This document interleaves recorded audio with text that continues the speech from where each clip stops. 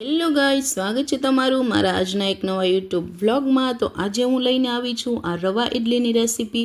તો રેસીપી જોવા માટે આગળ વિડીયો કન્ટિન્યુ કરજો। તો એના માટે છે ને એક તપેલીમાં મેં 1.5 કપ જેટલો રવો લઈ લીધો છે।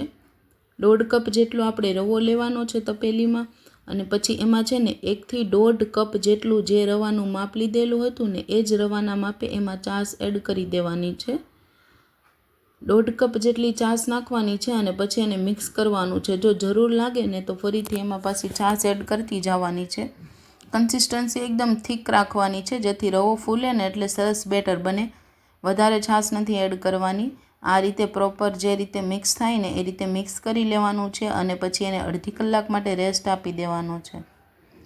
હવે એક કુકરમાં છે ને 1 કપ જેટલી તુવેર દાળ લીધી છે મેં, એને સરસ પાણીથી ધોઈ નાખી છે અને પછી પાછું એમાં 1 લોટા જેટલું પાણી એડ કરી દીધું છે અને પછી એને ઢાંકણ ઢાંકીને ગેસ પર મૂકી દીધું છે 3 થી 4 સીટી લગાવવા માટે। 3 થી 4 સીટી આપણે આની લગાવી લેવાની છે।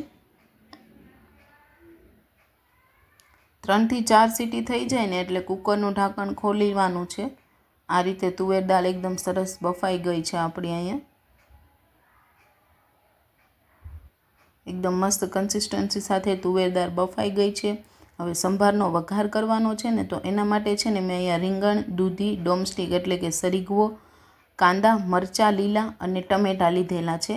એટલે એક પેનમાં હવે આપણે 3 થી 4 ચમચી જેટલું તેલ નાખવાનું છે। વધારે તેલ નથી નાખવાનું, મીડિયમ તેલ રાખવાનું છે।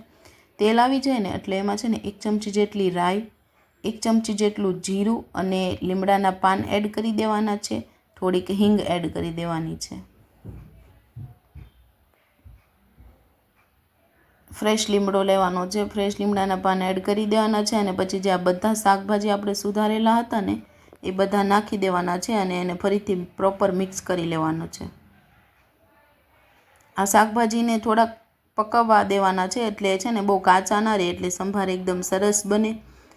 થોડા પાકે ને એટલે પછી છે ને એમાં 1 ચમચી જેટલું મીઠું નાખવાનું છે અને 1 ચમચી જેટલી હળદર નાખવાની છે। 1 ચમચી મીઠું અને હળદર નાખીને પછી છે ને 1 ચમચી જેટલું ધાણા જીરું નાખવાનું છે અને પછી એને મિક્સ કરવાનું છે। થોડીક વાર આ રીતે છે ને ધીમા તાપે એને મિક્સ કરતું રહેવાનું છે। તો જો એ બધા શાકભાજી આપણા ગળી ગયા છે ને એટલે એમાં 2 ચમચી જેટલી ખાંડ એડ કરવાની છે। તમે લોકો આંબલીનું પાણી પણ લઈ શકો, પણ મેં એ નથી લીધું। મેં 1 ચમચી જેટલો લીંબુનો રસ એડ કરી દીધો છે। 1 ચમચી જેટલો લીંબુનો રસ એડ કરવાનો છે અને ઉપરથી છે ને કાશ્મીરી લાલ મરચું એડ કરવાનું છે અને પછી તુવેરની દાળ જે બાફેલી હતી ને એ નાખી દેવાનું છે અને એકવાર છે ને ચમચો ફેરવી દેવાનું છે એમાં, એટલે નીચે સંભાર બેસી ન જાય।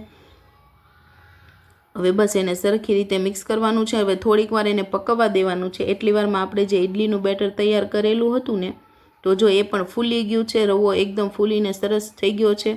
તો હવે એમાં છે ને 1/2 ચમચી જેટલું મીઠું એડ કરવાનું છે અને 1 ઈનાનું પેકેટ એડ કરવાનું છે, એટલે ઇડલીનું બેટર છે ને એકદમ ફૂલીને સરસ થઈ જાય। એમાં થોડુંક પાણી નાખવાનું છે અને ફરીથી એને મિક્સ કરી લેવાનું છે। આ બેટરને છે ને સતત મિક્સ કરતું રહેવાનું છે 1 થી 2 મિનિટ સુધી। આ રીતે ફેટી લેવાનું છે ને એટલે મસ્તીનું એકદમ બેટર આપણું તૈયાર થઈ જશે ઇડલીનું। એકદમ સ્પોન્ચી ઇડલી બનશે આની, જે તમને આગળ વિડીયોમાં જોવા મળશે। જો આ રીતે બેટર આપણે તૈયાર થઈ ગયું છે। બહુ થીક રાખવાનું છે બેટર, બહુ આછું નથી કરી દેવાનું। પાતળું બેટર થશે ને તો ઇડલી સરસ નહીં બને। મેં જે રીતે આ રીતે બેટર રાખેલું છે ને એ રીતે તમારે પણ રાખવાનું છે।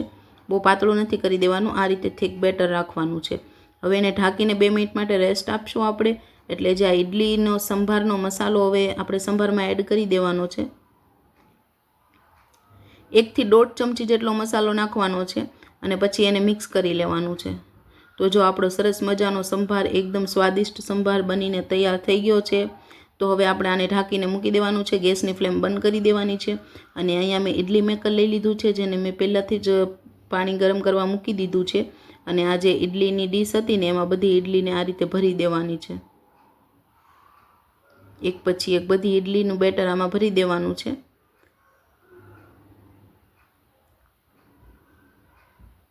અને પછી છે ને એમાં ઉપરથી મરી પાવડર એડ કરવાનો છે। જો તમારી પાસે મરી પાવડર ના હોય તો આપણે જે તીખા ખાતા હોય ને એને ભૂકો કરી નાખવાનો છે, ખાંડણીમાં ખાંડી નાખવાના છે અને આ રીતે પાવડર બનાવી નાખવાનો છે. મરી પાવડર નાખવાથી છે ને ઇડલી એકદમ સરસ સ્વાદમાં બને છે. હવે અહીંયા મેં પેન તો ગરમ કરવા મૂકી દીધું હતું પાણી, એટલે હવે એમાં ઇડલીની ડીશ મૂકી દેવાની છે 2 અને પછી એને ઢાંકી અને 20 થી 30 મિનિટ જેટલું એને ચડવા દેવાની છે. 20 થી 30 મિનિટ થઈ જાય ને એટલે તમે ખોલીને જોશો ને તો જો આ રીતે એકદમ સ્પોન્જી ઇડલી બનીને તૈયાર થઈ ગઈ છે આપણી ફૂલેલી. તો હવે ડીશને પ્લેટને બહાર કાઢી લેવાની છે. પહેલાં છે ને ચપ્પુ વડે જોઈ લેવાનું છે કે કોઈ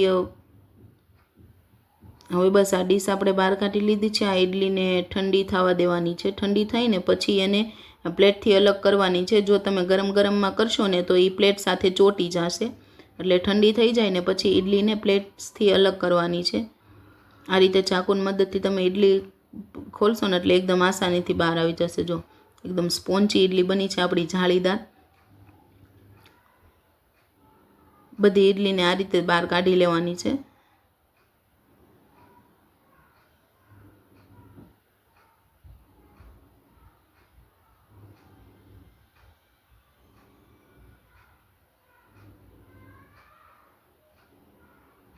જો આપણી એકદમ સ્પોન્જી જાળીદાર ઇડલી બનીને તૈયાર થઈ ગઈ છે અને મરી પાવડર હોય ને સાથે એટલે ઇડલીનો સ્વાદ એકદમ અલગ જ આવે.